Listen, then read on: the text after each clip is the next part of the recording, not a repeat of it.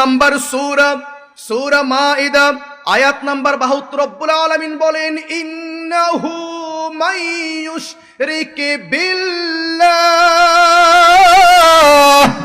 ফাকাদ হারামাল্লাহু আলাইহিল জান্নাতা ওয়া মাওয়াহুন নার। আল্লাহু আকবার বলেন ইন্নাহু মাইয়ুশরিক, নিশ্চয় যে ব্যক্তি রব্বুল আলামিনের সাথে শিরক করবে, শরীক স্থাপন করবে, ফাকাদ হারামাল্লাহ, ওই ব্যক্তির জন্য আল্লাহর জান্নাত হারাম, ওই ব্যক্তির জন্য জাহান্নাম ওয়াজিব।